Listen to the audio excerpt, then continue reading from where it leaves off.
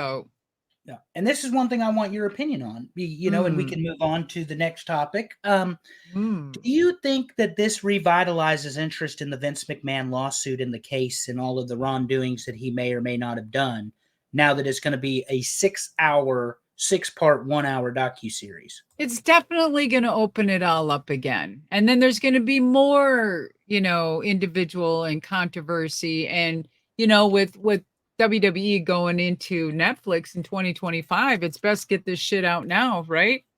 Because it'll be old news in a couple months, basically. And by the time they hit 2025, the Vince McMahon story will be in the back burner. So you might as well get it out now. Yes, thank you for correcting me, because the deal with USA is extended 3 months. They do not go to 2025, but the premiere of Raw is September the 13th, 2 weeks before the Netflix documentary. So thank you. You are correct there.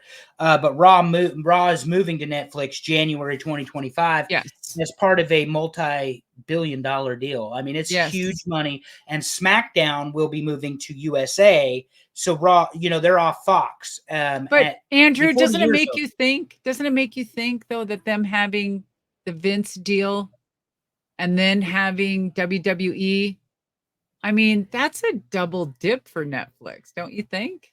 Yeah, that's why I appreciate Blue Meanie's opinion and your opinion and everybody else. And I just want to know, because you guys know the business better than I do. You were inside of it. You know Vince McMahon. Meanie even went to say that Vince McMahon was never out of the way with him. That he had good dealings with Vince McMahon. That doesn't mean too. That doesn't mean everybody else did. But I never had one bad dealing with Vince until he just decided to let me go with a FedEx fucking at my doorstep, and I was still the champion. So I mean, I never had a bad conversation with Vince. And that was Meanie's perspective. But my thought is that if you're going to proffer a $1 billion contract out there, and the Vince McMahon series has not been released, even if you've got the footage, you got some legal wranglings, whatever, I have two thoughts on this. Number one, it was part of the deal, and there's no way anyone would ever convince me that's not part of the deal. And number two, I think this paints Nick Khan, Stephanie McMahon, possibly Shane McMahon, Triple H, Shawn Michaels, Bruce Pritchard in a much better light, being that there is a $1 billion partnership with a company that they need those executives to run, along with the TKO folks. So you're saying that they look better? I think Netflix is going to make them look better, and Vince is going to be the fall man. Because to me, I mean, if I was them, I would be hoping that would be as well. I mean, there's always got to be a fall guy, but that's unfortunate. I mean, well, let me put it another way. I mean, when it takes a village to fucking create a, there's no way, and I'm saying this, Madusa, not you. There is no way that the inner circle, and I'm talking the McMahons, Pritchard, Hayes, Michaels, didn't know, suspect, hear of, whatever, in a company that large, of the things that Vince was doing. Part of the deal, in my opinion, is they're going to avoid that accusation, like people myself are going to make, that inference we're going to make, and they're going to put Vince directly in the spotlight, which is why I think you see renewed interest in the legal trouble. And this is trash talk. This isn't, One True Sport. The same federal district that convicted Trump of 34 charges is the ones investigating Vince McMahon. Well, and they're friends. You know what I mean?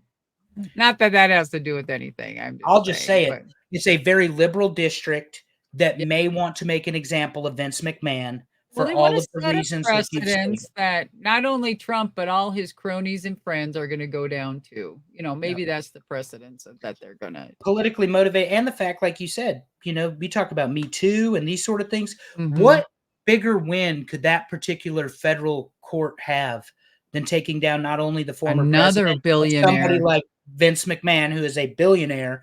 And look, like Hulk Hogan, you may not watch professional wrestling, but you knew who Terry Bollea as Hulk Hogan was. You sure as shit know who Vince McMahon is. He is a pop Wow. icon, is what I'm saying. He is an icon in pop culture. But he's not So there you don't anymore. think so you think that so it's kind of like the mob king, right? Let's say the mob, what do they call him? The mob king, whatever. And Oh, all the his boss. He's the boss. boss. Yeah, the head of like the head of La Cosa Nostra, for example. Yeah, so and all his cronies around him. When Mhm. he goes down, don't the rest go down? Sometimes, but sometimes they take deals.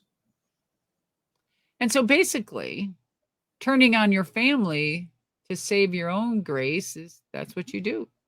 I don't think it's any coincidence that Stephanie McMahon became the chair of WWE, and when he came back, she immediately resigned.